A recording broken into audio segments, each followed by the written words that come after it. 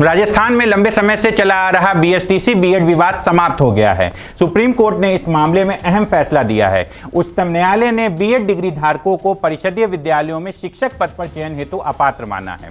उच्चतम न्यायालय के बीएसटीसी बीएड विवाद में दिए फैसले से राजस्थान सरकार ने राहत की सांस ली है।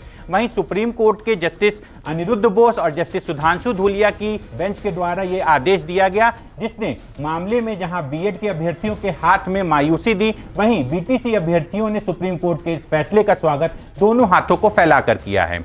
28 जून 2018 में एनसीटीई ने अधिसूचना जारी कर बीएड को भी प्राथमिक शिक्षक भर्ती में मान्य कर दिया था। उत्तर प्रदेश में योगी सरकार ने सुप्रीम कोर्ट के आदेश के बाद दो सबसे बड़ी शिक्षक भर्ती 68,500 व 69,000 शिक्षक भर्ती में शिक्षा मित्रों के समायोजन के निरस्त हो जाने के बाद की। इसमें 68,500 में बीटीसी को सिर्फ मौका था, वहीं एनसीटीई के नोटिफिकेशन के बाद बीएड की भी एंट्री हुई। बीजेपी सरकार ने इसके पीछे का तर्क यह दिया कि एक स्वस्थ प्रतिस्पर्धा होगी और शिक्षा में गुणवत्ता आएगी, वहीं योग्य शिक्षक भी प्रदेश में मिलेंगे। बीएड की परिषदीय विद्यालयों में एंट्री के बाद से साल दर साल डीएलएड का क्रेज घटता गया, क्योंकि बीएड करने के बाद कक्षा 1 से 12 तक की भर्ती की अर्हता मिलने लगी, जबकि डीएलएड करने के बाद में कक्षा 1 से 8 तक की भर्ती में ही सिर्फ आप आवेदन कर सकते थे। उत्तर प्रदेश की सिर्फ बात करें तो इस साल 2 बार मौका देने के बावजूद प्रदेश भर में सरकारी और निजी कॉलेजों में डीएलएड की कुल 2,33,350 सीटों में से 1,33,603 सीटें अभी भी खाली हैं।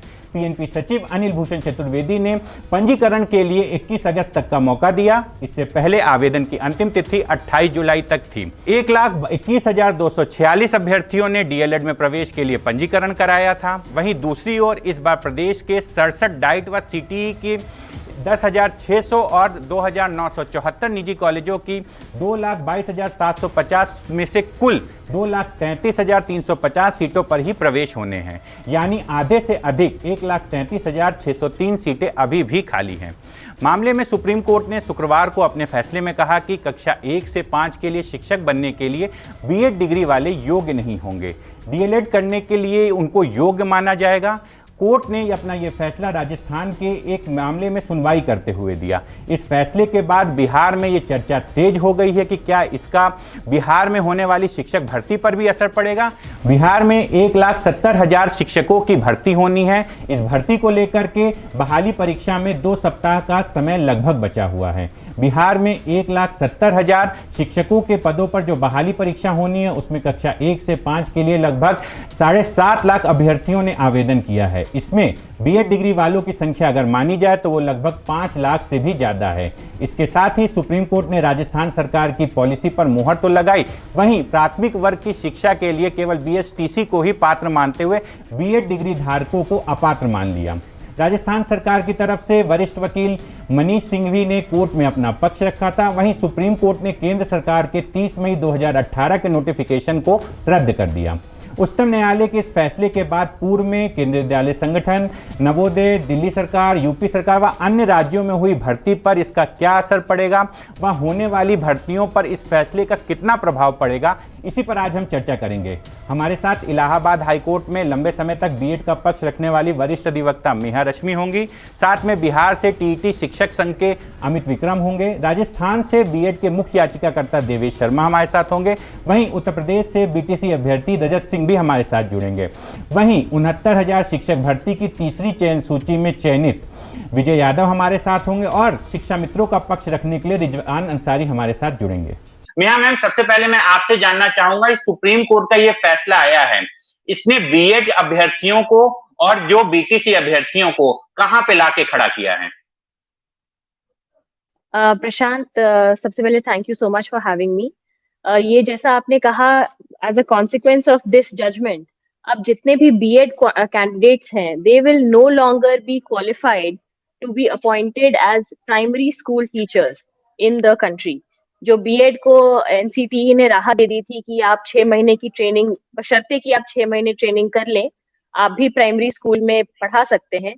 अब बीएड के स्टूडेंट्स उसके लिए पात्र नहीं रहेंगे और सुप्रीम कोर्ट ने ये कह दिया है कि सिर्फ जितने भी ट्रेन्ड कैंडिडेट्स हैं जिन्होंने डीएलएड का कोर्स किया है, केवल उन्हीं को आप प्राइमरी स्कूल में अपॉइंटमेंट दे सकते हैं, क्योंकि उन्हें ही वो ट्रेनिंग है कि प्राइमरी स्कूल के बच्चों को कैसे पढ़ाया जाए। उनकी साइकोलॉजी कैसी समझी जाए, उनको किस तरह की ट्रेनिंग की जरूरत है, ये क्वालिफिकेशन सिर्फ बीएड वाले लोगों को है। So this is what the Supreme court has said.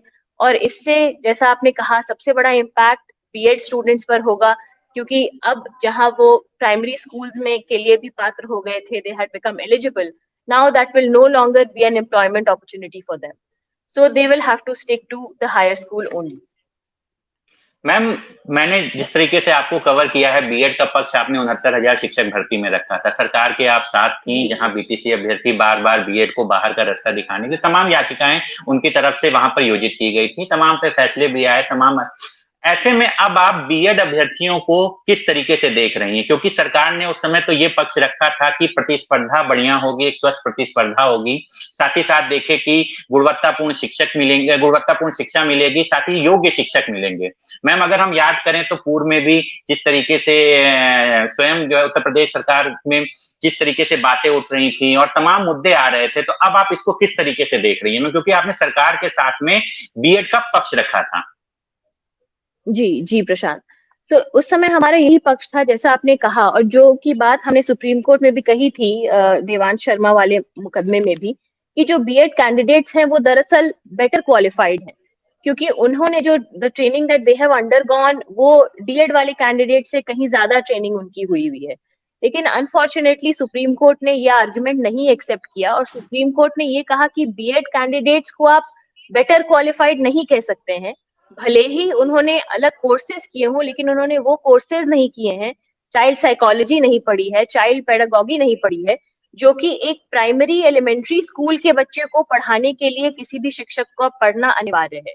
तो उस समय जो हमने अपना पक्ष रखा था, जो मुकदमा हाईकोर्ट में चला, फिर सुप्रीम कोर्ट तक हम लोग विजय रहे, सारे बीएड कैंडिडेट्स भी विजय रहे, उस समय बहुत अलग इश्यूज भी इन्वॉल्व थे। उसमें से एक इशू ये भी हमारा एक्सेप्ट किया गया था डेफिनेटली, कि बीएड कैंडिडेट से क्वालिटी एजुकेशन इंश्योर्ड रहेगा।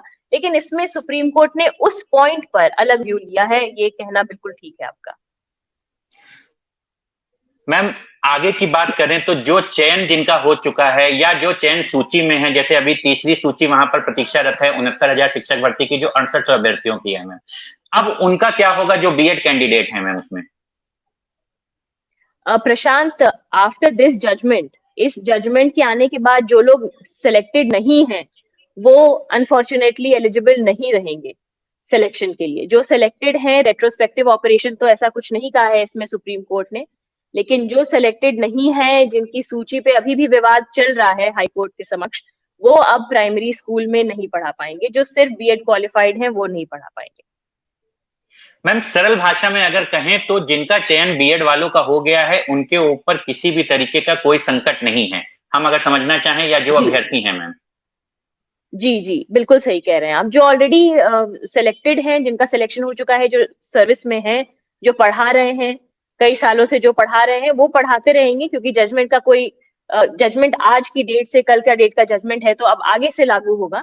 पिछले जो अपॉइंटेड कैंडिडेट्स हैं, उनके नौकरी पर कोई असर नहीं पड़ेगा। रिजवान, मैं आपके पास आता हूं। शिक्षा मित्रों का समायोजन जब निरस्त हुआ, निरस्त होने के बाद दो बड़ी भर्ती उत्तर प्रदेश में आई, 68,500 और 69,000 शिक्षक भर्ती। शिक्षा मित्रों के लिए भी इसमें एक स्पेशल व्यवस्था की गई, और स्पेशल व्यवस्था से कई शिक्षा मित्रों का चयन भी हुआ। अब आप इसको, इस फैसले को किस तरीके से देख रहे हैं? देखिए, मैं मैडम नेहा रश्मि जी की बात से ही शुरुआत करूंगा। बड़ी सफाई से मैडम ने बोल दिया कि कोर्ट ने ये मान लिया कि ये योग्य तो है। इस फैसले में ठीक ऐसा ही हुआ है प्रशांत जी, जैसे आपने मास कम्युनिकेशन का कोर्स करके रखा हुआ है, और कोई इंजीनियर है या कोई एमबीबीएस डॉक्टर है, हो सकता है वो आपसे ज्यादा एजुकेशन हो उसके पास, लेकिन वो जो काम आप कर रहे हैं, डिबेट आप कर रहे हैं या टीवी चैनल पे आप हैं, वो काम इंजीनियर या वो काम डॉक्टर्स नहीं कर सकते। मतलब जिसका जो काम है वो वही काम करे, ये माननीय सुप्रीम कोर्ट ने कहा। यही बात हमने माननीय हाई कोर्ट की डिवीजन बेंच में की थी। आकाश पटेल के नाम से हमारी पिटीशन थी। उस समय उस पिटीशन को सारे लोगों ने, जितने भी हमारे विरोधी थी, मैडम नेहा रश्मि जी उस समय हमारे अपोज में लड़ रही थी, दूसरे पक्ष से थी, तो इन सारे लोगों ने उस पिटीशन को डिटैच करवा दिया। मतलब जो मेन पिटीशन चल रही थी 69,000 शिक्षक भर्ती की, उसको अलग करवा दिया, वो अभी भी पेंडिंग है। अब माननीय उसी के जो बच्चे हैं वो 881 आप 2020 में एक पिटीशन हुई है राज बसु के नाम से, आपने देखा होगा। यूपी से भी एक पिटीशन है और एक अरुणेश के नाम से आईए भी है उसमें। वो हम लोग जब राजस्थान का जब मामला माननीय सर्वोच्च न्यायालय में आया तो हम लोग उसमें पार्टी बने जाके अपनी बात को माननीय सर्वोच्च न्यायालय में हमने जब रखा तो माननीय सर्वोच्च न्यायालय में हमारी प्रेयर ये थी कि 5/12/2018 का जो शासनादेश है जो भर्ती से संबंधित है 69,000 भर्ती से जिसमें बीएड को शामिल करने की बात कही गई है उसे क्वेश किया जाए। माननीय सर्वोच्च न्यायालय में कल के जो जजमेंट आया है उसमें उसको अलाउ कर दिया है, मतलब डिस्पोज ऑफ कर दिया है। अब जो बीएड कैंडिडेट 69,000 शिक्षक भर्ती में यहाँ पे थे इनको बाहर जाना होगा। ये बहुत बड़ी मैं बिग ब्रेकिंग न्यूज आपको दे रहा हूँ। आप जानते हैं मैं कोई भी बात हवा में नहीं बोलता हूँ, बहुत बड़ी बात मैं बोल रहा हूँ कि ये क्योंकि हमारी यहाँ पे पिटीशन पेंडिंग है और पिटीशन में कहा गया था कि आप साथ में सुनिए, साथ में नहीं सुना गया। दूसरा तर्क रिजवान अगर बात करें तो ऐसे तो रिजवान मैं आपको यहाँ पे इंटरप्ट करूंगा। ऐसे तो आपकी पिटीशन उस समय भी थी और 69,000 में बीएड वाले आ भी गए, नौकरी भी कर रहे हैं और आगे उनकी अब ट्रेनिंग की भी बात चल रही है, वो एक अलग विषय है। शिक्षा मित्रों से मेरा संबंध आपसे है कि शिक्षा मित्रों को जिस तरीके से सरकार की तरफ से सुप्रीम कोर्ट के फैसले के बाद रियायत दी गई थी, आप उसमें शिक्षा मित्रों का पक्ष किस तरीके से देख रहे हैं? मेरा सवाल शिक्षा मित्रों का पक्ष इस तरीके से है जो 5/12/2018 का जो नोटिफिकेशन है वो जिस समय रद्द हो जाएगा तो आप देखिए 1,46,000 बच्चे पास हुए थे 69,000 शिक्षक भर्ती में, जिसमें से 97-98 बच्चे थे बीएड के, 36,000 समथिंग थे बीटीसी के और 8,000 शिक्षा मित्र थे। 44,000 शिक्षा मित्र और बीटीसी मिला के थे। बाकी 69,000 में जो बीच के जो संख्या बचती है वो संख्या का सरकार क्या करेगी? 69,000 भर्ती सुप्रीम कोर्ट के 25 जुलाई 2017 के आदेश पे सरकार कर रही, ऐसे नहीं कर रही सरकार अपनी तरफ से। उनको भर्ती देनी पड़ेगी 1,35,000 पदों 1,37,500 पदों के सापेक्ष देनी पड़ेगी। तो जाहिर सी बात है जिस समय बीएड की संख्या कम हो जाएगी और एफिडेविट में सरकार ने और हमारे विपक्ष के लोगों ने एफिडेविट में ये बोला था कि हमारे पास में संख्या ज्यादा है, हमें कैंडिडेट मिल जा रहे हैं हाई पासिंग मार्क के, इसलिए हम जो है 60 और 65 का कट ऑफ रख रहे हैं। तो जाहिर सी बात है जब भर्ती परीक्षा का विज्ञापन ही रद्द हो जाएगा तो नया विज्ञापन आएगा अगर भर्ती करनी है। जब नया विज्ञापन आएगा तो नए विज्ञापन नए विज्ञापन में क्या होता है, लेकिन रिजवान अंसारी कम नौकरी करेंगे ये एक बड़ा यक्ष प्रश्न हुआ जा रखा है। रिजवान अंसारी नौकरी तब करेंगे जब बीएड को बाहर करवा देंगे यहाँ से। ये अयोग्य लोग हैं, पूरी शिक्षा व्यवस्था को खराब कर रहे हैं। रिजवान अंसारी बीटीसी के साथ है। खैर हमारे साथ मुख्य याचिका राजस्थान से जुड़ रहे हैं। देवेश, किस तरीके से आप इस फैसले को देख रहे हैं? कल हम लोग के साथ आप डिबेट में भी थे, अभी नेहा मैम ने भी आपका जिक्र किया, मुख्य याचिका करता आप रहे हैं बीएड के, किस तरीके से देख रहे हैं अब ये जो फैसला आया है?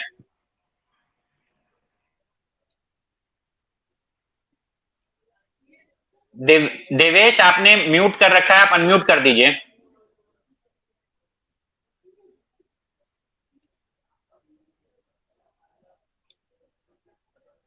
देवेश आपकी आवाज नहीं आ रही है। खैर हम बाद में आते हैं, अभी मैं सीधे रुक करता हूं अमित विक्रम का। अमित जी, नई भर्ती आई हुई है बिहार में देखा जाए तो लगभग 7.5 लाख अभ्यर्थियों ने आवेदन भी कर दिया है, जिसमें 5 लाख के आसपास अगर देखा जाए तो बीएड डिग्री धारक हैं, उनका क्या होगा? देखिए अभी जो फैसला आया है उससे बिहार और यूपी के, क्योंकि बिहार की बहाली में अन्य राज्यों के लड़कों ने भी, छात्रों ने भी फॉर्म भरा है और विशेष करके यूपी के बहुत सारे लाखों छात्रों ने फॉर्म भरा है, तो बिहार और यूपी के छात्रों का भविष्य जो है अब अंधकारमय हो गया है। क्योंकि अभी की जो परिस्थिति है उस हिसाब से बीएड वाले बाहर हो गए हैं। तो जो पिछले 5 वर्षों में जिन छात्रों ने बीएड किया उनका भविष्य क्या होगा? उनकी तो कोई गलती नहीं है।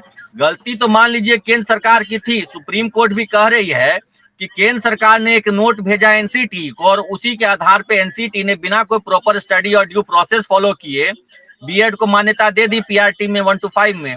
लेकिन इस बीच में 5 साल में जो लोग बीएड किए इस उम्मीद में इंतजार में रहे कि हम पीआरटी की बहाली में जाएंगे, 1 to 5 में बहाल होंगे, उनका भविष्य अंधकार में हो गया है। और बिहार में बीएड अभ्यर्थी आक्रोशित हैं, बहुत ही उनके अंदर गुस्सा है कि सरकार की गलत नीति का खामियाजा उनको भुगतना पड़ रहा है।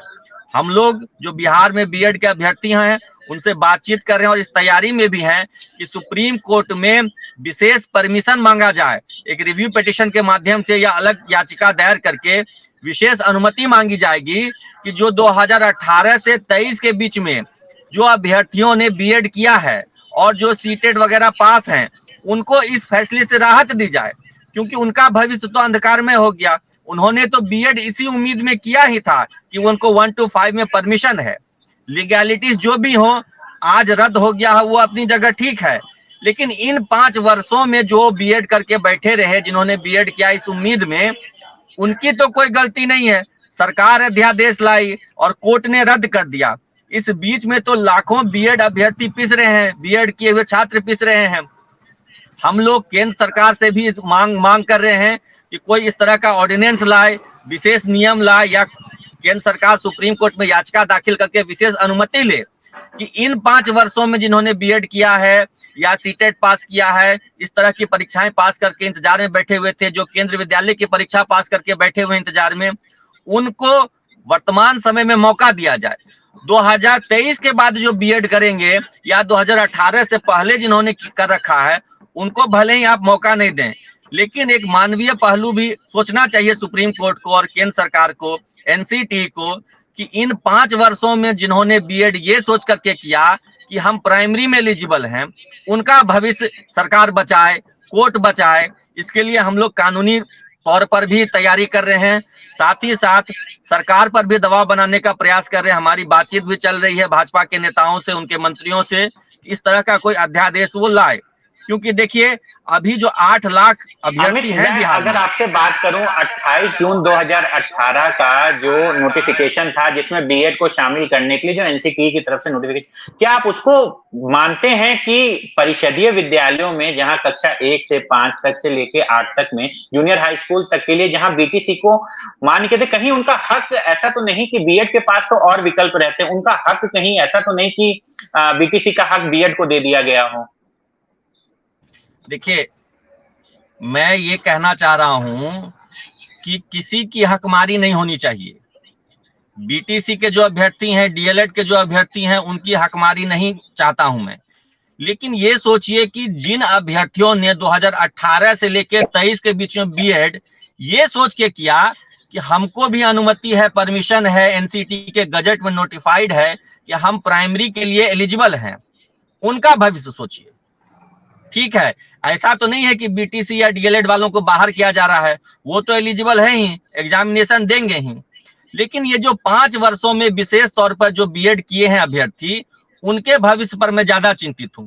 जो 2018 से पहले किए थे उनको तो ये पता नहीं था कि वो प्राइमरी के लिए एलिजिबल हैं, या आज के बाद से जब वो करेंगे, चूंकि रेट्रोस्पेक्टिव में तो ये जजमेंट आया नहीं है, रेट्रोस्पेक्टिव इफेक्ट से, तो जो 2023 के बाद बीएड करें उनको आप अनुमति मत दीजिए, लेकिन जो 2018 से 23 के बीच में किए हैं उनको तो अनुमति मिलनी चाहिए, उनकी हकमारी नहीं होनी चाहिए। डीएलएड वालों को ही मौका मिले। विजय हमारे साथ यहाँ जुड़े हुए हैं। विजय, आप 69,000 शिक्षक भर्ती की तीसरी चयन सूची में 6800 में चयनित अभ्यर्थी हैं, और सुप्रीम कोर्ट का जो 1 नंबर वाला इशू था उसमें भी जो सुप्रीम कोर्ट का फैसला आया है उसमें भी आपका चयन है। तो विजय, किस तरीके से आप देख रहे हैं, अब आप किधर हैं, इधर हैं कि उधर हैं? पहले तो बहुत बहुत शुक्रिया प्रशांत भाई, आपने हम लोगों को क्लियर समझी। सभी पक्षकार लगभग मौजूद हैं और अच्छी बात यह है कि हम लोगों की पक्षकार रहे में हम भी डिबेट का हिस्सा हैं, इस चर्चा का हिस्सा है। तो मैं अभी सबको सुन रहा था बारी बारी से, मैंने मैम को भी सुना और रिजवान भाई को सुना जो पक्षकार रहे, तो उनका ये कहना था कि एक ब्रेकिंग न्यूज वो दे रहे हैं, तो मैं उस पर भी आना चाहता हूँ। लेकिन पहले मैं आपको बता दूं, जो कल फैसला आया है उस फैसले को हम लोग अध्ययन कर रहे हैं, अपने वकीलों से भी दिखवा रहे हैं कि उसमें क्या चीजें ऐसी हैं जो अभी भी गुंजाइश बचती है। हकमारी की बात चल रही थी, मैं उस पर भी थोड़ा सा कहना चाहता हूँ कि हकमारी तब शुरू होती है जब किसी को किसी मौके से वंचित किया जाए। किसी को मौका देना हकमारी नहीं होती है। बीएड वाले कहीं आसमान से टूट के भर्ती में नहीं शामिल हुए थे, केंद्र सरकार एनसीटी ने उनको परमिट किया और बाकायदा जो परीक्षा आपने दी उसी परीक्षा को उत्तीर्ण करने के बाद हम लोग इस प्रक्रिया का हिस्सा बने थे। अभी मेहा मैम बता रही थी कि जिनका अपॉइंटमेंट चुका है तो ठीक है, लेकिन जो नहीं हो सकता है, अभी जो भाई इसमें मुझसे पहले जिनको वक्त दिया आपने, जो कह रहे थे कि 2018 से 2023 तक जिन्होंने बीएड किया है या सीटेट उत्तीर्ण है या जो 18 के सूचना के बाद भर्ती प्रक्रिया का हिस्सा बने, उनके भविष्य का क्या होगा। तो सबसे जरूरी बात यह है कि जिस पर हम लोग चर्चा करें वो ये है कि 2018 से 2023 तक जिन्होंने बीएड इस उम्मीद से किया कि हम प्राइमरी के लिए एलिजिबल है, 1 to 5 क्लास के लिए हम जो है जो भी भर्ती आएगी उसमें हम शामिल होंगे, इस उम्मीद से। देखिए बीएड बीटीसी प्रशांत भाई बहुत बड़े बड़े लोग नहीं करते हैं, सामान्य परिवारों के लोग करते हैं, जिनको ये पता होता है कि वो डॉक्टर एमबीबीएस के लिए 50 लाख 60 लाख रुपए नहीं खर्च कर पाएंगे। सब सामान्य मध्यम वर्गीय परिवार के लोग होते हैं जिनको एक उम्मीद होती है कि बीएड या बीटीसी करने के बाद प्राइमरी की भर्ती आएगी और हम एक सहायक अध्यापक जैसा गौरवान्वित पद उस पर हम उस पर जो है चयन पाएंगे और हमारी जो है कम से कम हमारा भविष्य सुरक्षित हो सकेगा। तो जो भी सुप्रीम कोर्ट का जजमेंट है, देखिए सुप्रीम कोर्ट से बड़ा जजमेंट कुछ हो नहीं सकता, उसको हर एक आदमी को मानना पड़ेगा। लेकिन हम लोग उसके बाद भी जो भी गुंजाइश बन रही है, चूंकि हम लोगों की नियुक्ति, चूंकि मैं 6800 जो तीसरी सूची जारी हुई है उसका अभ्यर्थी हूँ और चयन के बिल्कुल हम लोग नजदीक खड़े हैं, और उत्तर कुंजी में भी जो एक नंबर बढ़ा है और शायद मेरी जानकारी के हिसाब से रिजवान का भी एक नंबर उसमें बढ़ा हुआ है भाई का, तो वो भी उसका हिस्सा है। तो हम लोग जो है कोर्ट का रुख करेंगे और कोर्ट से ये कहेंगे कि अगर जो है हमारी सूची पे रोक लगे तो जितने बिल्कुल आप ये बात सही कह रहे हैं। मैं मेहा मैम के पास आना चाहूंगा, मेहा मैम से ही समझना चाहूंगा कि मैम ये 6800 वाले जो चयन हो चुका है, जिनकी चयन सूची में नाम है और जिनका सुप्रीम कोर्ट से जो उत्तर कुंजी में एक नंबर मिला है, ये अभ्यर्थी अब कहाँ जाएंगे। बराबर आप देखिए आंदोलनरत हैं, ये अपनी बातों को लेकर के मैम हर जगह जा रहे हैं, ये अब कहाँ जाएंगे, इनका इस फैसले पे क्या इम्पैक्ट पड़ेगा मैम, और ये क्या भविष्य में शिक्षक बन पाएंगे या बाहर का रास्ता दिखाया जाएगा। प्रशांत, जो जितने भी कैंडिडेट्स लिस्ट में आए हैं, जिनका सिलेक्शन लिस्ट में हो गया है लेकिन अभी एक डिस्प्यूटेड इशू है, वो अपॉइंट होंगे या नहीं, that question has come under a cloud now. अब हमें ये देखना पड़ेगा कि सरकार उसमें क्या फैसला लेती है, सरकार सुप्रीम कोर्ट के जजमेंट को कैसे इंटरप्रेट करती है, क्योंकि अपॉइंटमेंट लेटर्स अभी तक इशू नहीं हुए हैं।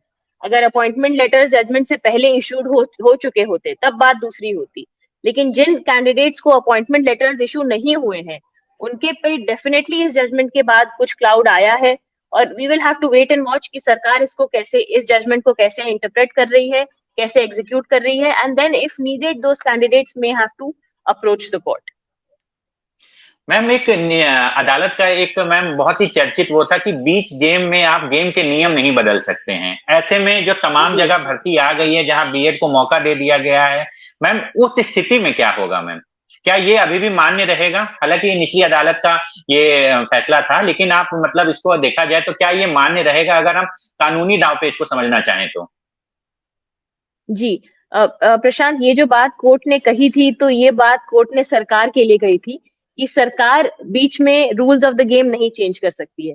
लेकिन जहां तक सुप्रीम कोर्ट का फैसला है, और सुप्रीम कोर्ट के समक्ष उत्तर प्रदेश का केस तो था नहीं, सुप्रीम कोर्ट के सामने राजस्थान का केस था। सो उस फैक्ट्स एंड सर्कमस्टांसेस में, और ऑल्दो सारे ही स्टेट्स को अपॉर्चुनिटी मिली कि अगर आप आकर के इंटरवीनर बनना चाहते हैं आप बनिए, और बहुत लोग आए भी सामने, लेकिन जिस फैक्ट्स एंड सर्कमस्टांसेस में सुप्रीम कोर्ट ने क्वेश्चन ऑफ लॉ डिस्कस किया कि जो हमारा राइट टू एजुकेशन एक्ट है उसके अंतर्गत क्या एनसीटीई को ये पावर है कि बीएड कैंडिडेट्स को भी क्वालिफाइड या एलिजिबल बना दे to teach in primary schools.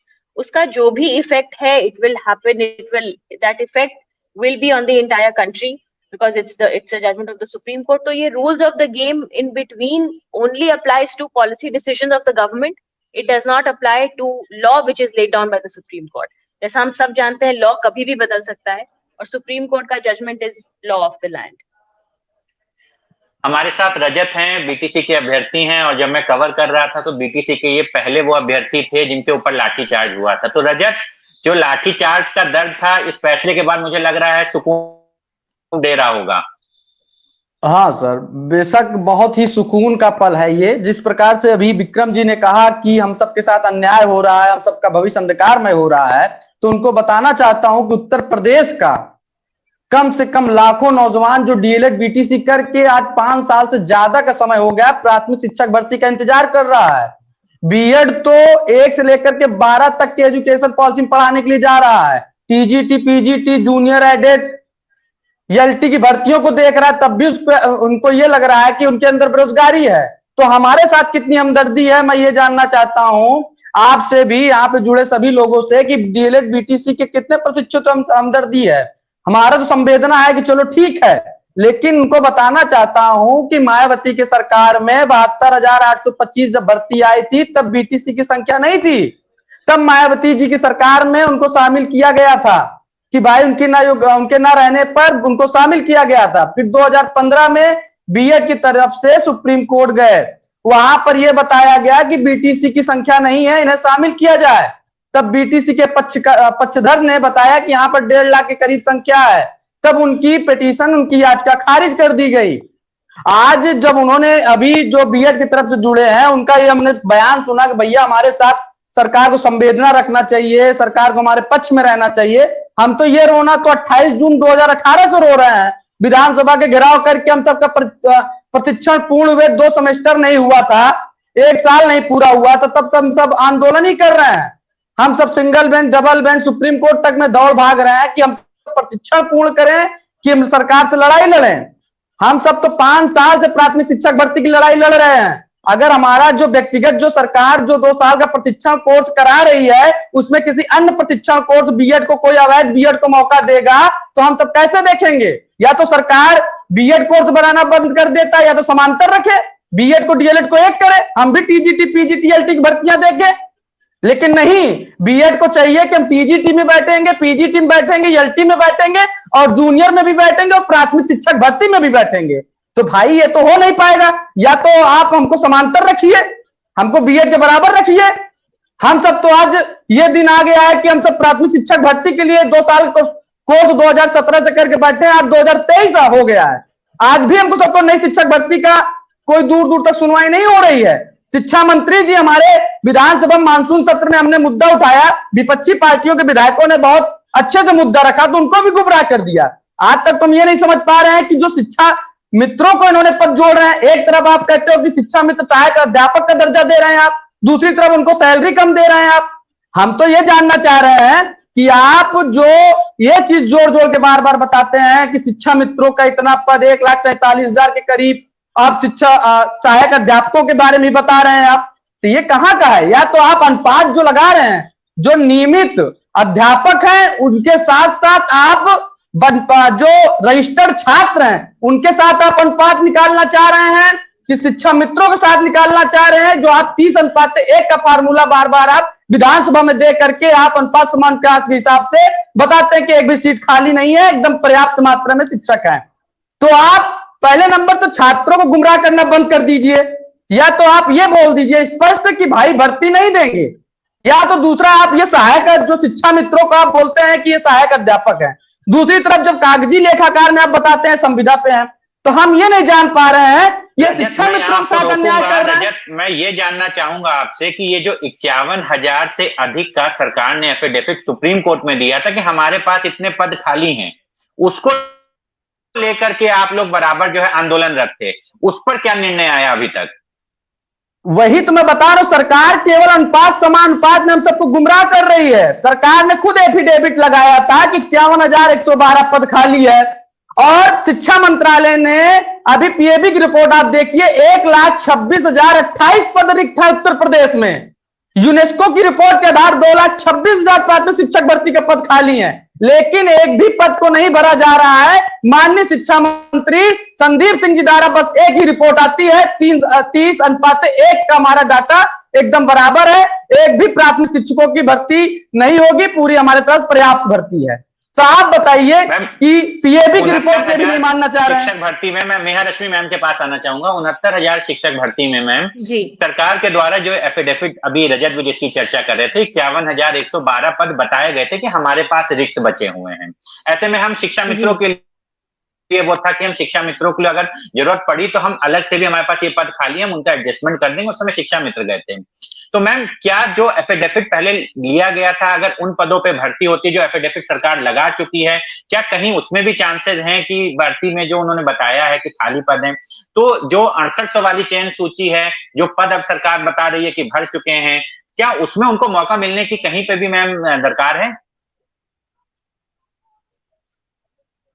Definitely प्रशांत, अगर ये जजमेंट हमारे उनके रास्ते में ना आए तो अगर सीट्स वेकेंट हैं और कुछ ऐसे कैंडिडेट्स हैं जो अदरवाइज क्वालिफाइड हैं as per the selection process जो उत्तर प्रदेश में चल रहा था, और सीट्स वेकेंट हैं, तो कोर्ट डेफिनेटली ये डायरेक्शन दे सकती है, जैसे कि दिया ही गया है हुआ है कि जिन बच्चों को आपने अपॉइंट कर लिया था उनके लिए कोई पॉलिसी बनाइए टू अब्सॉर्ब देम।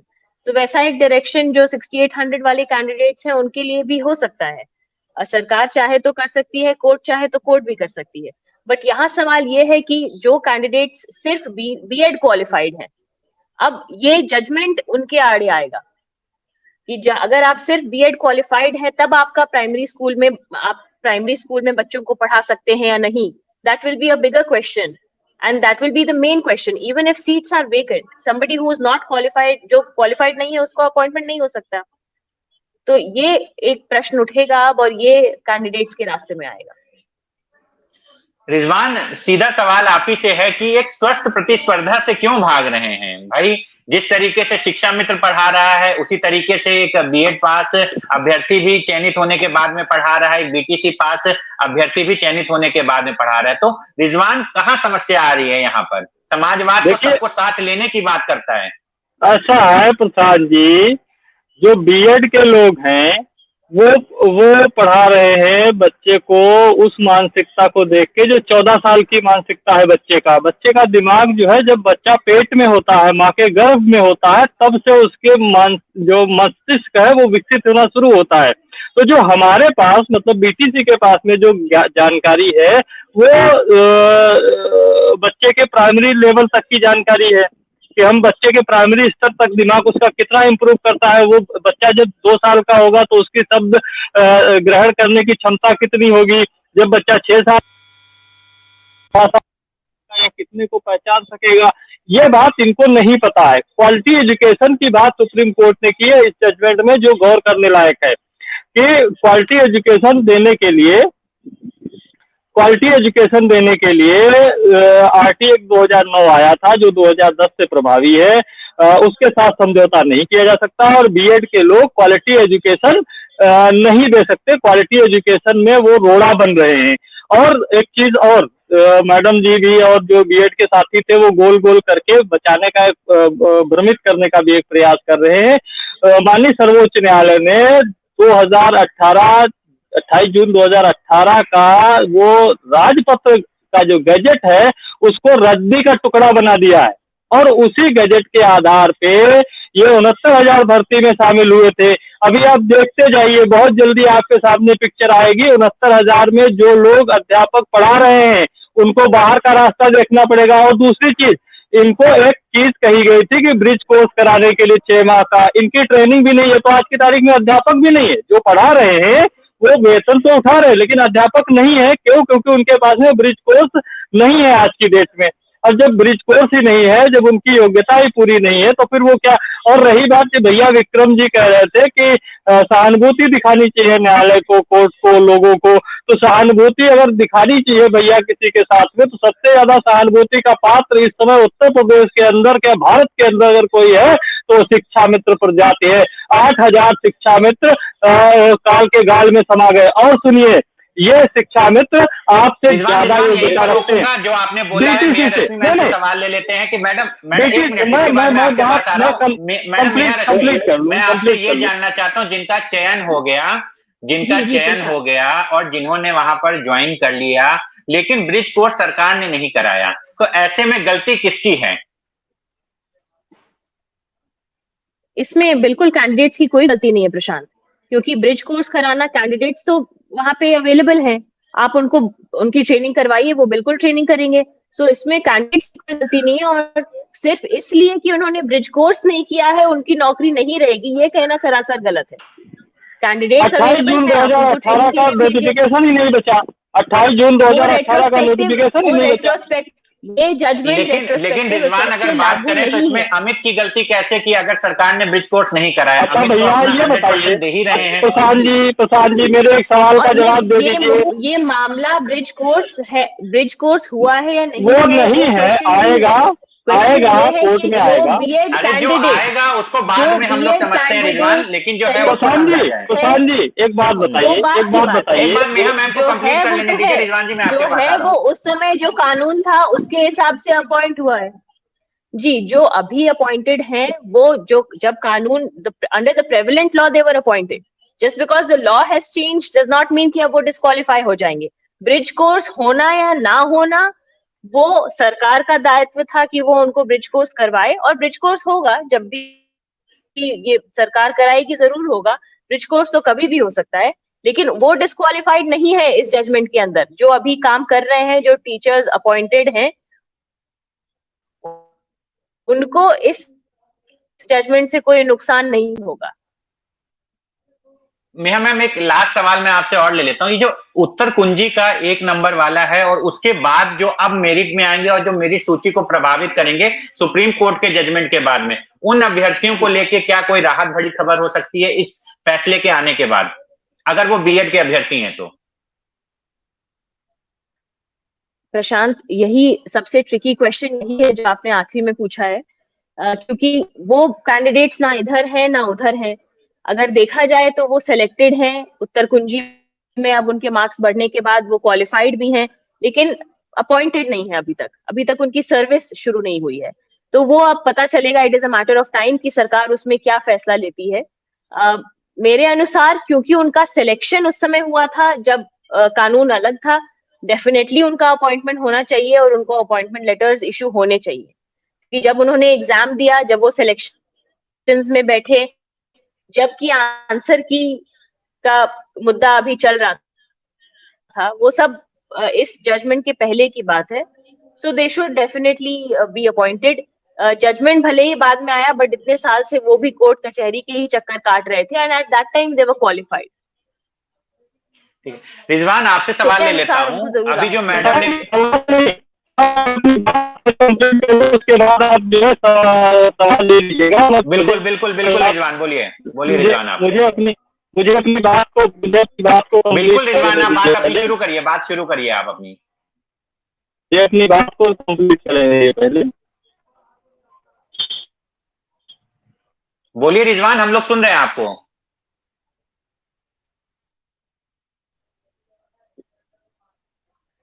रिजवान, आवाज आ रही है आपको? रिजवान से हमारा संपर्क नहीं हो पा रहा है। मैं सीधे अमित के पास आ जाता हूं। अमित, अभी आपने रिजवान ने जिस तरीके से शिक्षा मित्रों की बात को लेकर के बात की और बीएड वालों को लेकर के बात की, क्या लग रहा है आपको ये जो फैसला आया है? उन्होंने कहा कि अगर इतनी ही हमदर्दी की आप बात करें तो आपको सबसे ज्यादा हमदर्दी शिक्षा मित्रों के लिए होनी चाहिए। किस तरीके से देख रहे हैं आप इस रिजवान के सवाल को? मित्रों से पूरी हमदर्दी है, वो मेहनत करें, सफलता पाएं शिक्षक, और हम लोग भी चाहते हैं कि किसी की हकमारी नहीं हो, किसी के साथ कोई भेद। आज का जो डिबेट का विषय है और इसमें जो प्रश्न चल रहा है कि क्या ये जजमेंट रेट्रोस्पेक्टिव से भी लागू हो जाएगा, तो जैसा कि वकील साहिबा मैम ने भी कहा, और जहां तक हम लोग भी बिहार सरकार के खिलाफ 17 केस हम लोग जो कानून समझते हैं और मैडम भी जो कानून वकील होते हुए समझा रही हैं, उसका सार यही है, उस आलोक में अगर कोई कार्य किया गया हो तो उसको आप अवैध नहीं ठहरा सकते। दूसरा तरीके से इसको ऐसे समझ सकते हैं कि अगर कोई अपराध किया हो तो उस अपराध की उस वक्त के कानून के अनुसार ही सजा मिलती है। बाद में कोई कानून बना करके पहले के किए गए अपराध के लिए उसको सजा नहीं दे सकते हैं आप। तो इन बातों को कानूनी ढंग से समझने की जरूरत है। भावनाओं में बह करके कोई ये कहना कि हमसे कितनी हमदर्दी है, उनसे सबसे हमदर्दी है भाई। हम सब लोग अभ्यर्थी हैं, बेरोजगार हैं, कोई नौकरी के तलाश में है, कोई रेगुलर होने की तलाश में है, सबकी मनोकामना पूर्ण हो, ये भावनात्मक पहलू है। लेकिन कानूनी पहलू यह है कि रेट्रोस्पेक्टिव डेट से ये जजमेंट लागू नहीं होगा। जो चीज बनी है, जैसे अभी रजत कह रहे थे, जिसके लिए जो चीज बनी है, जैसे बीटीसी के लिए जो चीज बनी है, रजत बार बार इस बात को कह रहे हैं, तो कहीं ऐसा तो नहीं कि बीटीसी का हक लेकर के बीएड को दिया जाए? क्योंकि बीएड के पास तो और भी मौके हैं, जैसे रजत कह रहे हैं कि भाई वो टीजीटी जा सकते हैं, पीजीटी जा सकते हैं, लेकिन उनके पास तो एक समान ही है। रिजवान हमारे साथ जुड़ गए हैं। रिजवान, मैं पहले आपसे सवाल ले लेता हूँ, बताइए आप क्या कहना चाह रहे थे। मैं आपके सवाल का जवाब दे देता हूँ। मैं अपनी बात कंप्लीट कर लूं पहले, कि ये जो कह रहे थे कि मानवीय रूप से ये 5 साल में जिन्होंने किया हुआ है, और जो एक बात और निकल के आई कि बीएड कैंडिडेट की क्या गलती है जो भर्ती हो गए, उसका जवाब ये है कि शिक्षा मित्रों की क्या गलती थी। शिक्षा मित्रों की भी सरकार ने किया था, शिक्षा मित्र जबरदस्ती नहीं घुस गए थे, अध्यापक बन गए थे, उनको माननीय सर्वोच्च न्यायालय ने बाहर कर दिया था। और सुनिए, ये गोल गोल घुमाने का प्रयास किया जा रहा है, गुमराह करने का प्रयास किया जा रहा है प्रदेश भर के लोगों को। माननीय सर्वोच्च न्यायालय ने 5/12/2018 का नोटिफिकेशन, जो 69,000 शिक्षक भर्ती का नोटिफिकेशन है, उसे प्रेस कर दिया है। देखना है जिसको, वो देखे जाके।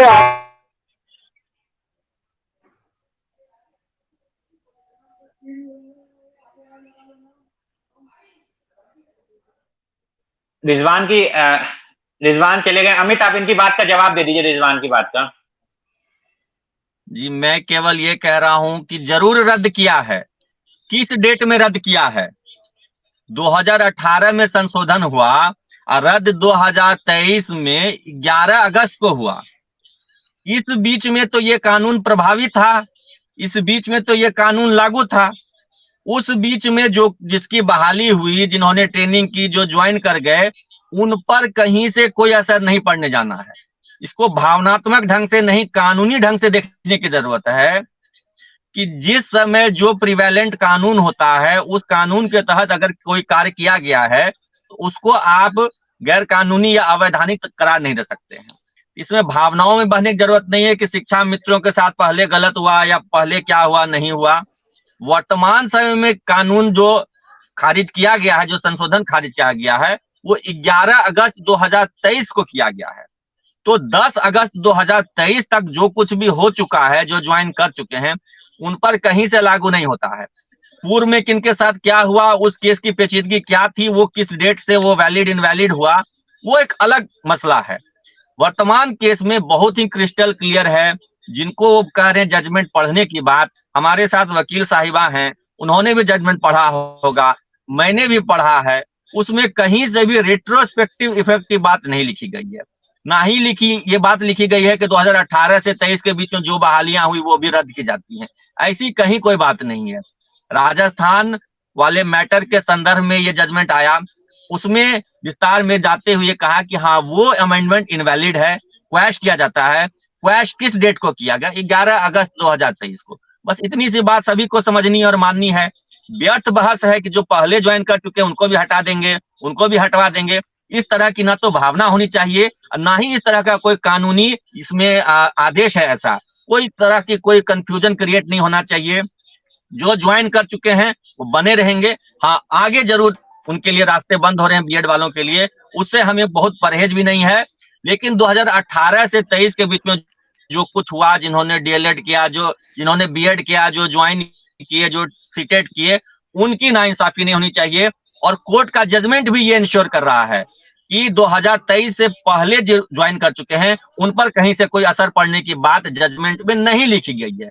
कोई साथी इसको गलत इंटरप्रेट करते हैं, उनको समझना चाहिए कि कानून 2018 जून में बना। बिल्कुल अमित, आपके सवाल का जवाब मैं सीधा मैडम से ही ले लेता हूं। मैडम, जो अमित कह रहे हैं बात को कि जिनकी भर्ती हो चुकी है अब उस पर किसी भी प्रकार का कोई असर नहीं पड़ने वाला है, एक सवाल ये। और दूसरा सवाल मैम, जिन्होंने आवेदन कर दिया है, जिन्होंने फीस भर दी है, क्या अब वो परीक्षा देने के लिए पात्र होंगे अथवा नहीं? ये 2 सवाल मैम मेरे आपसे हैं रश्मि मैम।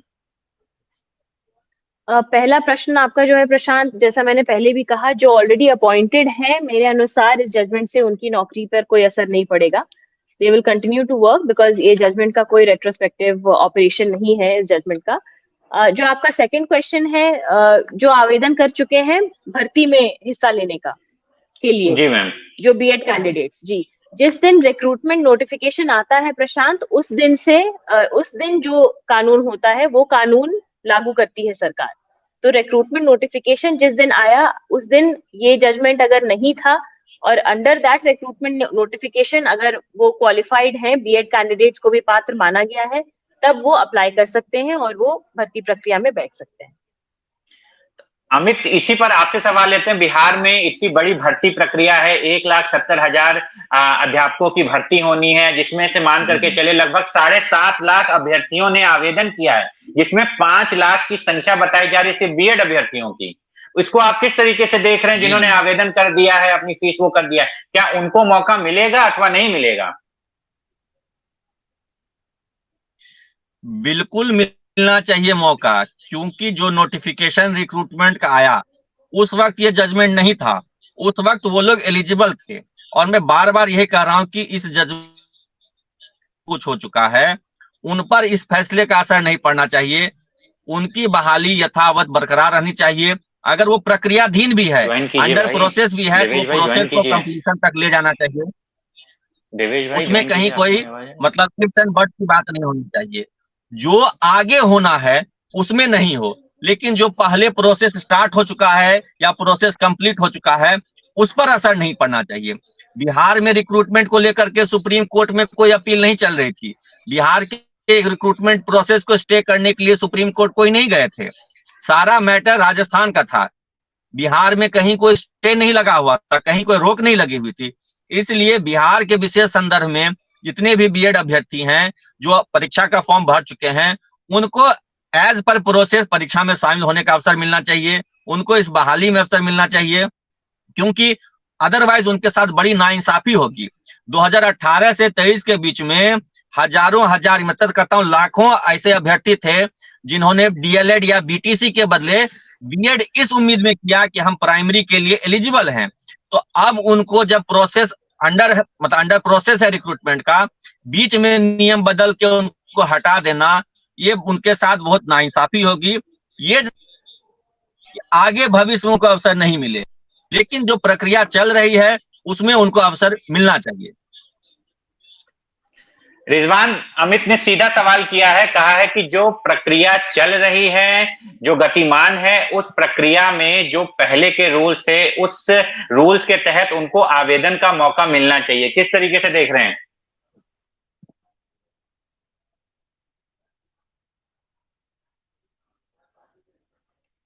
रिजवान, आपकी आवाज नहीं आ रही है, आप अनम्यूट कीजिए। अमित जी की बात को मैंने सुना। अमित जी ने ये बोला है कि राजस्थान के संदर्भ में जजमेंट आया है और यूपी या बिहार से कोई नहीं गया था। तो मैं बताना चाहता हूं कि उत्तर प्रदेश से, मैं बार बार एक बात कोट कर रहा हूं, उस पर शायद वो ध्यान दे नहीं रहे हैं या देना नहीं चाहते हैं। उत्तर प्रदेश से जो आज जजमेंट आया है, इसमें दो लोग मतलब दो पिटीशन हमारी थी, एक 881 और एक अरुणेश कुमार के नाम से, जिसमें 5/12/2018 के रिक्रूटमेंट के जो नोटिफिकेशन है शिक्षक भर्ती का, उसको सेटिसाइड मतलब उसको रद्द करने की बात कही गई थी और सुप्रीम कोर्ट ने उसको डिस्पोज ऑफ कर दिया है। उसको इसी जजमेंट में 5 नंबर पॉइंट है, लिखा हुआ है, आप देख लीजिए कि उसे डिस्पोज ऑफ कर दिया माननीय सर्वोच्च न्यायालय ने।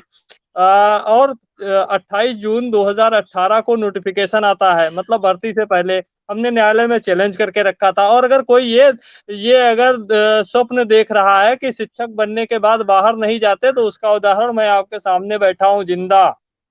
हम लोग अध्यापक बने, सालों नौकरी करी, पैसा उठाया, और इसमें ऐसा नहीं है कि हम जबरदस्ती अध्यापक बन गए थे। सरकार ने बाकायदा आवेदन लिया था, ट्रेनिंग कराई थी। बीएड से बड़ी ट्रेनिंग हमारे पास में बीटीसी की है, जो प्राइमरी में वैलिड है। बीटीसी ट्रेंड हूँ, 4 बार टीटी पास हूँ, और उसके बाद हम लोगों को बाहर कर दिया गया। टीटी भी पास थे वो लोग, उनको बाहर कर दिया गया। आज जब अपने पे पड़ी है तब कह रहे हैं कि मर्सी होनी चाहिए, दया होनी चाहिए। बिल्कुल। देवेश हमारे साथ मुख्य याचिका करता है जिस पर जजमेंट आया है। देवेश शर्मा जी हमारे साथ जुड़ चुके हैं। देवेश जी, सीधी रिजवान की अगर बात करें तो रिजवान ने सीधे अब तो आरोप ही लगाने शुरू कर दिए हैं कि हमारे हक की मारी कर दी भाई बीएड ने। किस तरीके से देख रहे हैं आप इस रिजवान के सवाल को? कोई सर हकमारी नहीं है, ये बात एजुकेशन की है। जैसे हवाला दिया था केवीएस ने, और पहले भी बीएड शामिल रही है। तो जैसे वो बता रहे थे, एक सीट थी, जब कंपटीशन होता था एक सीट पे 17-20 बंदे ऐसे होते थे। जैसे बीएड को इंक्लूड किया तो 170 या 80 बंदे होने लगे एक सीट पे, तो कंपटीशन बढ़ेगा, तो एक जो क्वालिटेटिव टीचर है वो मिलेंगे, क्योंकि दोनों ही एजुकेशनल डिग्री और डिप्लोमा है। उन्हें जो चाइल्डहुड पेडागोजी का थोड़ा माइनर डिफरेंस है, उसके लिए उन्होंने ब्रिज कोर्स के लिए बोल रखा है एनसीटी ने, और हम और रिजवान भाई और कोई डिसाइड नहीं कर सकता योग्यता, हमारा भी काम नहीं, एनसीटी का काम है, एक्सपर्ट बैठाती है, वो योग्यता डिसाइड करती है। तो इसमें किसी की हकमारी कुछ नहीं है, जो जिसको जो एनसीटी डिसाइड कर भी काम नहीं, ये बिल्कुल ये देखिए, बिल्कुल रिजवान, अब मैं एक सवाल मैं जो है सर्वे रजत से ले लेता हूँ। रजत, आप किस तरीके से देख रहे देवेश जो बात कहना चाह रहे हैं? एक बार देवेश जी कह रहे हैं कि देवेश जी ये बोलना चाह रहे हैं कि प्राथमिक में आने से जो है योग्यता की बढ़ी है और कंपटीशन बढ़ा है। मैं तो ये कह ही रहा हूं कि अगर आपको इतना अगर योग्यता और क्वालिटी की जरूरत है तो आप समकक्ष करिए डीएलएड को। हम भी टीजीटी पीजीटी एलटी में योग्यता रखें, हम भी अपनी आप को योग्यता दिखाएंगे, हम सब कितने योग्यताधारी हैं, लेकिन आप उससे बात नहीं करेंगे। एजुकेशन पॉलिसी पे आप बात करें, मैं आपको बताना चाहता हूं कि आखिरी बार बीएड 72,825 में शामिल हुआ था, वो भी आरटी एक्ट के तहत, कि जब अगर बीटीसी अगर ज्यादा नहीं होते हैं, उनकी गैर मौजूदगी में या उनकी कमी जब खलेगी, तब वहां पर सरकार भर्ती कर सकती है, उनको रख सकती है। तो इसके बाद बीएड की तरफ से 2015 में सुप्रीम कोर्ट गए, वहां पर उन्होंने बताया कि बीटीसी पर्याप्त मात्रा में नहीं है, बीएड को शामिल किया जाए। तब हिमांशु राणा की याचिका को खारिज कर दिया गया और बीटीसी के पक्षधर ने अपनी संख्याएं बताई कि 1.5 लाख के करीब है। फिर उसके बाद केंद्र सरकार ने एनसीटी के ऊपर, जैसे एक प्रकार से कह भी सकते हैं आप, केंद्र सरकार ने कहा कि भाई एनसीटी से आदेश दिया कि आप जो है बीएड को शामिल करिए, जो भारत के राजपत्र में 28 जून 2018 को बीएड को, जहां पर ये भी एक पॉइंट दिया गया कि जहां पर बीटीसी की संख्या ना हो वहां पर बीएड को शामिल करने विचार किया जाएगा, जिसके तहत हम सब ने इलाहाबाद हाई कोर्ट से लेकर के आपके मैं योग्यता पे जवाब देना चाहता हूं। बिल्कुल रजत देवेश से सवाल ले लेते हैं, आपके सवाल का जवाब देवेश से ले लेते हैं। प्रशांत जी, इस बात को इस तरीके से समझिए कि एक एमबीबीएस डॉक्टर होता है, एक एमडी डॉक्टर होता है, एक होता है। रुक जाइए, देवेश को जवाब दे लेने दीजिए, उसके बाद मैं आपके पास आ रहा हूं। देवेश बोलिए आप। संख्या का कहीं भी एनसीटी ने मेंशन नहीं किया कि संख्या कम ज्यादा होगी, ये होगी वो होगी, कहीं नहीं लिखा है उन्होंने, जबकि रामचंद्र मौर्य में लिखा है कि स्टेट गवर्नमेंट बाउंड है इसे मानने के लिए बातें, और एनसीटी का नोटिफिकेशन पूरे देश में मान्य होता है, कहीं भी नहीं लिखा। और छूट की होती तो ऐसी जजमेंट में कहीं भी ऐसा मेंशन नहीं है। और रही बात कौन पढ़ाएगा नहीं पढ़ाएगा, एनसीटी करेगी, और शायद आज एनसीटी में बैठक चल रही है, मेरी बात हुई थी एनसीटी में, और रेबू पिटीशन और नए नोटिफिकेशन कर रही है। उसके बाद में आपको पता है 13 अक्टूबर 2021 को नया नोटिफिकेशन आया, उसमें एमएड बीएड और इंटीग्रेटेड कोर्स और 1 साल का स्पेशल बीएड को शामिल किया हुआ, उसको बाहर नहीं किया है।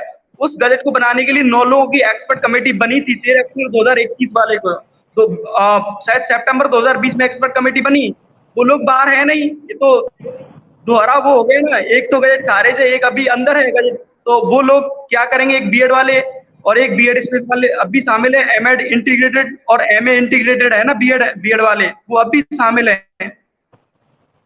उसके लिए क्या जवाब है? बिल्कुल देवेश आप बात बिल्कुल सही कह रहे हैं। बीटीसी का कहना है कि भाई टीजीटी पीजीटी एलटी में हमको भी शामिल कीजिए अगर आप जो है परिषदीय विद्यालयों में आना चाहते हैं। आपका कहना है कि भाई स्वस्थ प्रतिस्पर्धा हो, शिक्षा मित्र का कहना है भाई हमें भी मौका दिया जाए। तो ये पूरी तरीके से देखा जाए कि जो सिस्टम बना हुआ है, कहीं ऐसा नहीं लग रहा कि इस पूरे सिस्टम में सरकार और वो एक्सपर्ट कमेटी के लोग वो बिल्कुल इसमें जिम्मेदार हैं जिन्होंने इस पूरी तरीके से इस मामले को उलझाए रखा है? बिल्कुल सर, जो इसमें सारी जिम्मेदारी है एचआरडी मिनिस्टर और एक आईएएस ऑफिसर थे, उस टाइम चेयरपर्सन होते संजय अवस्थी थे, उन लोगों की गलती थी। एक्सपर्ट कमेटी नहीं बैठाई, डायरेक्ट बाउंड कर दिया एनसीटी को, लेकिन बाद में एक्सपर्ट कमेटी बैठाई जो नया गजट लेके आए 13 अक्टूबर 2021 को, वो गजट अब भी वैलिड है। और जिन साथियों के पास 1 ईयर की जो स्पेशल बीएड की हुई है या फिर 3 साल का जो एमएड बीएड और एमए बीएड है, वो अब भी वैलिड है। तो और ये सर मेरे साथी बोल रहे हैं कि जो हमें भी अलाउ करना चाहिए। बिल्कुल, अगर एनसीटी ऐसा करती है तो हम इस फैसले का भी स्वागत करेंगे। हमें इस बात से कोई मतलब नहीं है, तो लेकिन मतलब अपना देवेश इस बात को माना जाए कि एक जो हेल्दी कंपटीशन है उसके लिए बीएड तैयार है, बीटीसी भी तैयार है, बीएड भी तैयार है, शिक्षा मित्र भी तैयार है प्रशांत जी। हाँ, शिक्षा मित्र तो तैयार है ही है हर जगह। शिक्षा मित्र तैयार है, बीटीसी भी तैयार है, हाँ, लेकिन शिक्षा किसके में साथ तैयार है और कराएंगे? टीईटी से भागते रहते थे कि टीईटी नहीं देंगे सुन तो चाहे जो हो लीजिए, जाए। सुन तो लीजिए, किसके साथ आप कराएंगे?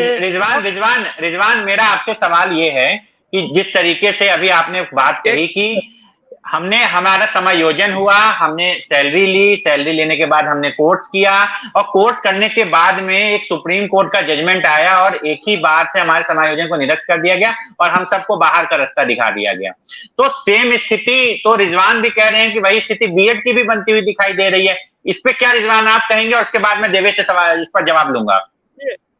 ये जो भाई हैं देवेश जी, ये एक बात साबित करने की कोशिश कर रहे हैं कि वो योग्य हैं।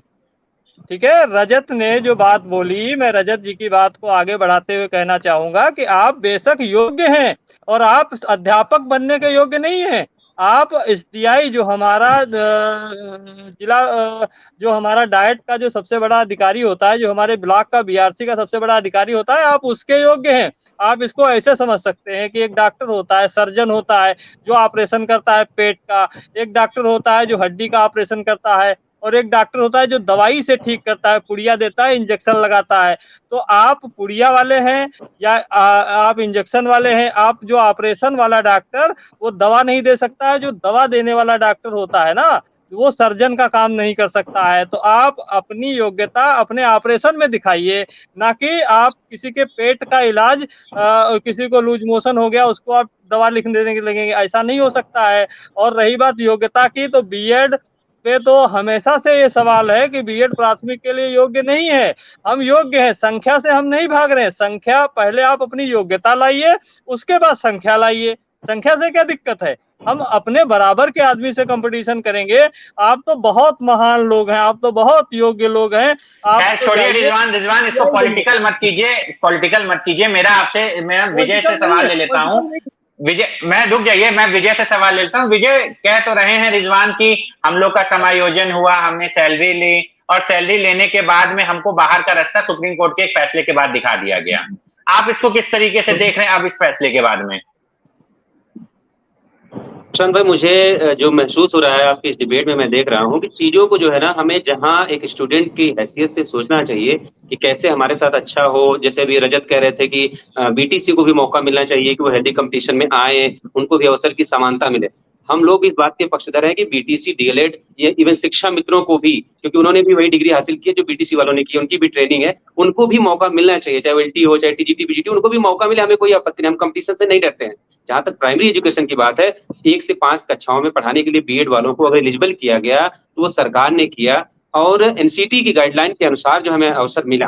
तो हमें इस तरीके से जो सुप्रीम कोर्ट का जजमेंट आया उसको हम अगर अपने हिसाब से देखेंगे तो मैं रिजवान भाई को कम से कम 10 ऐसी भर्तियां गिनवा सकता हूं जहां जो नियुक्तियां हो गई, सुप्रीम कोर्ट ने आज तक किसी एक व्यक्ति को डिस्टर्ब नहीं किया। जहां तक उनके डिस्टर्ब करने का सवाल है, उन्होंने जो मिनिमम नॉर्म्स थे, देश में आरटी लागू होने के बाद ये तय हो गया था कि एक भी व्यक्ति सहायक अध्यापक नहीं बनेगा जो मिनिमम नॉर्म्स यानी टीईटी जो रखी गई, टीईटी जो पास नहीं होगा उसको जो है सहायक शिक्षक नहीं बनाया जाएगा। तो शिक्षा मित्रों का जो समायोजन निरस्त हुआ वो इसी वजह से निरस्त हुआ क्योंकि वो टीईटी पास नहीं थे, और जितने भी टीईटी पास जो है शिक्षा मित्र थे उनकी नौकरी नहीं गई। ये बात रिजवान भाई को सबके सामने बतानी चाहिए, लेकिन ये बात वो इसलिए नहीं बताएंगे क्योंकि उसमें उनका इंटरेस्ट नहीं। एक मिनट रोकना चाहूंगा। जितने भी आप अपनी बात रख लीजिएगा। तो जहां तक समायोजन निरस्त होने की बात है, शिक्षा मित्रों का समायोजन निरस्त हुआ, ये हम लोगों के लिए भी कष्टप्रद था कि हमारे तमाम शिक्षा मित्र भाई ऐसे थे जिन्होंने गलत कदम उठाया, जिनका जीवन समाप्त हुआ। वो गलत फैसला था उस सरकारों का, या जो शिक्षा मित्र टेट क्वालिफाइड नहीं हो पाए, बाद में उनको अवसर मिला, 2 अवसर मिला। कम से कम मैं उस रिजवान की बात को जोड़ के अगर पूरी कर दूं तो कम से कम 2 मौके, जैसे इनको 2 मौके सुप्रीम कोर्ट ने दिए, तो 18 से 23 तक जिन्होंने बीएड किया है, गलती सरकार की थी, एनसीटी की गाइडलाइन के हिसाब से उनको शामिल किया गया। तो कम से कम अगर रिजवान भाई की बात का मैं समर्थन करूं तो मैं ये कह सकता हूं कम से कम 2 मौके उन्हें आने वाली 2 भर्तियों में मिलने चाहिए कि वो भी अपनी योग्यता जो है साबित कर सके, और जो उनके साथ इंजस्टिस हुआ है वो उनके साथ इंजस्टिस ना हो और उनको भी अवसर मिले और वो भी सहायक अध्यापक बने। उसके बाद चूंकि अब जजमेंट आ गया है कल से सुप्रीम कोर्ट का, उसके बाद बीएड वाले एलिजिबल नहीं बचेंगे, तो अगर नहीं बचते हैं तो हम उसके लिए कहीं मरे नहीं जा रहे, या हम कोई फाइट नहीं कर रहे, अपने लोगों से फाइट नहीं करनी हमें। हम कानूनी सलाह लेंगे, कानूनी राय लेंगे, सरकार क्या देखेंगे कि सरकार क्या कर रही है, एनसीटी क्या डिसीजन लेती है इस जजमेंट के बाद, उसको देखने के बाद हम लोग अपना अगला कदम निर्धारित करेंगे। लेकिन अगर मैं रिजवान की बात पे ही आऊं तो मेरा ये मानना है कि मिनिमम जो हमारे लिए होना चाहिए कि कम से कम 2 अवसर हमें भी मिलने चाहिए। और रजत की बात मैं पूरी तरह से सहमत हूं इस बात को लेके कि जो हमारे बीटीसी के लोग हैं उनको भी अवसर की समानता मिलनी चाहिए, और जितने भी जो है समकक्ष क्वालिफिकेशन है सभी को जो है समान अवसर मिलने चाहिए। देवेश, आप चीफ पिटिशनर रहे हैं, तो अब आप उसको किस तरीके से देख रहे हैं? जिस तरीके से अभी विजय ने अपनी बात कही कि हमें समान अवसर मिलने चाहिए, हमें भी 2 मौके मिलने चाहिए, उसको किस तरीके से आप देख रहे हैं? फिर मैं रिजवान से सवाल लूंगा। सर, पहले तो बात यह है कि योग्यता ना तो रिजवान भाई डिसाइड करेंगे, ना मैं करूंगा, ना कोई करेगा। योग्यता डिसाइड कौन पढ़ाएगा नहीं पढ़ाएगा, ये सारी योग्यता डिसाइड एनसीटी करेगी। और रही बात ये एनईपी लागू हो रही है और सरकार में मैंने पहले भी बोला है कि दिसंबर तक अगर गजट में एनसीटी रिव्यू पिटिशन के ऊपर चर्चा कर रही है। आज उनकी आपातकालीन बैठक है अंडर सेक्रेटरी मैडम की। अगर फिर भी कुछ नहीं होता है तो दिसंबर तक सरकार यूपी की वैकेंसी से पहले सरकार एक्सपर्ट कमेटी के साथ गजट लेके आएगी। और सुप्रीम कोर्ट ने खुद बोला है योग्यता पॉलिसी का मैटर है, बट लेकिन केंद्र सरकार ने इंटरप्ट किया है, इस वजह से इसको खारिज कर रहे हैं। और योग्य समानता का अवसर ही तो एनसीटी डिजाइन करती है। लाखों बीएड अभ्यर्थी राजस्थान के हों, क्योंकि आप चीफ पिटिशनर हैं, चाहे उत्तर प्रदेश के हों चाहे बिहार के हो, वो आपकी तरफ देख रहे हैं। अब आपका अगला मूव क्या होगा? सर, हम एनसीटी से बात कर रहे हैं और जैसे ही अब ये स्वतंत्रता दिवस है तो इस 15 अगस्त के बाद में जैसे ही थोड़ा नॉर्मल होता है, अभी वहां चल रहा है, तो हमारे साथी जाएंगे, दिल्ली जाएंगे और बात करेंगे एनसीटी और एचआरडी मंत्रालय में। जो भी आगे कदम होगा रिव्यू पिटिशन हम एनसीटी और यूनियन ऑफ इंडिया से डलवाएंगे।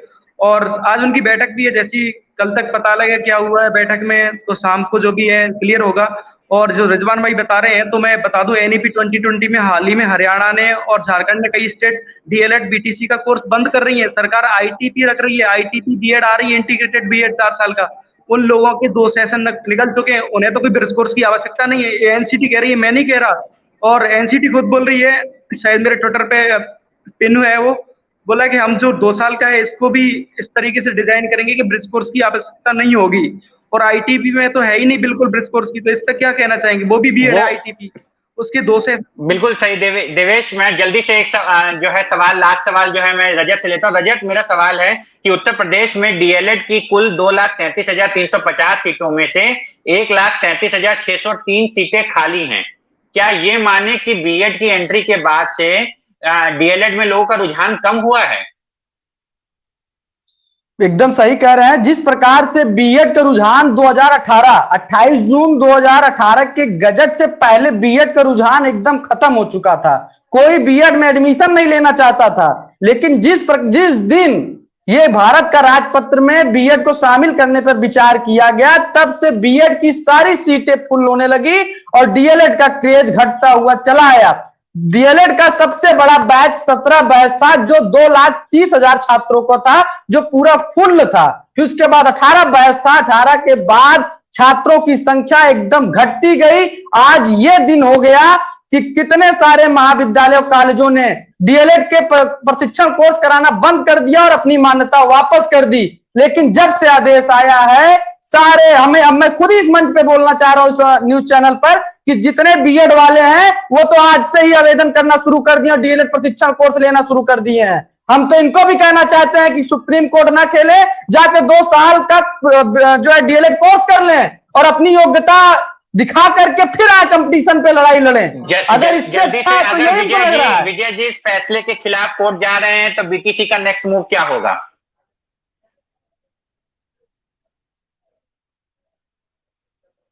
रजत, मेरा सवाल आप ही से है कि अब बीएड वाले फिर से न्यायालय जाने की बात कर रहे हैं कि हम कानूनी सलाह लेंगे, अब बीटीसी का नेक्स्ट मूव क्या होगा?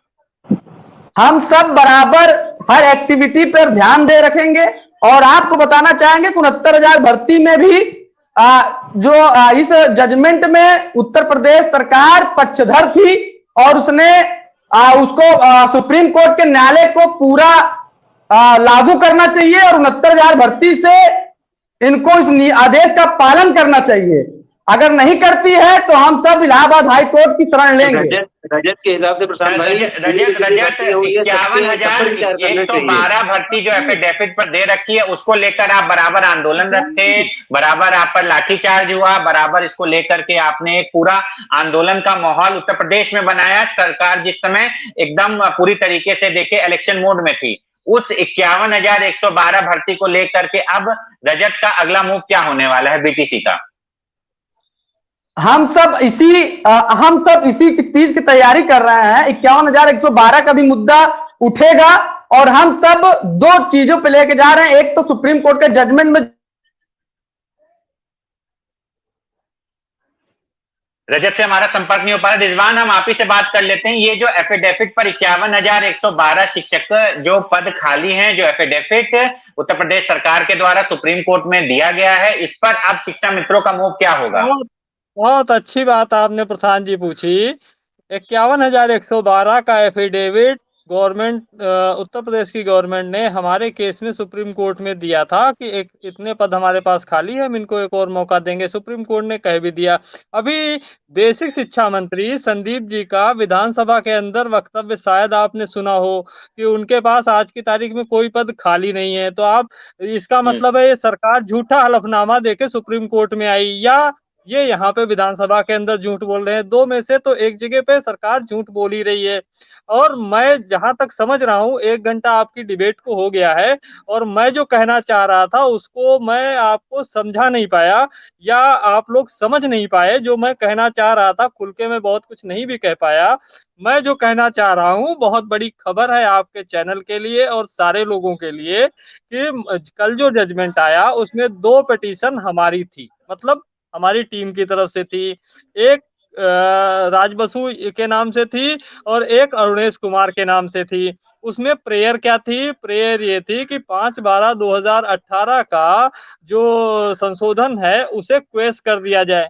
ये हमारी प्रेयर थी माननीय सर्वोच्च न्यायालय में।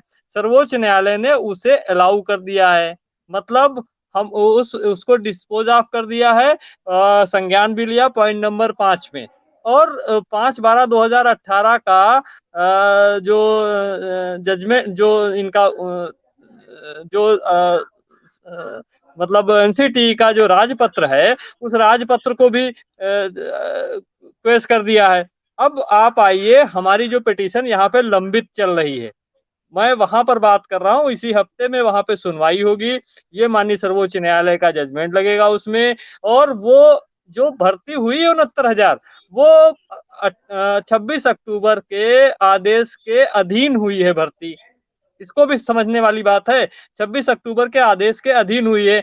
जब आज योग्यता ही नहीं बची इनके पास में, जब लोग योग्य ही नहीं रहे, जब वो नोटिफिकेशन ही नहीं रहा, तो आप आवेदन करने के योग्य नहीं रहे। ऑटोमेटिक ही 5/12/2018 का जो शासनादेश है उत्तर प्रदेश सरकार का, वो ऑटोमेटिक ही पेश हो जाएगा अपने आप ही। एक ही सुनवाई में, दूसरी तीसरी सुनवाई उसमें कराने की जरूरत नहीं पड़ेगी। तो बहुत बड़ा उलटफेर होने वाला है। बीएड के लोग अपनी तैयारी कर ले, अपना अलग अलग जो योग्यता है वहां पे जाने की तैयारी कर ले। प्राथमिक के अंदर बीटीसी और शिक्षा मित्र था, है और रहेगा, ये मैं आपको वचन भी दे रहा हूँ।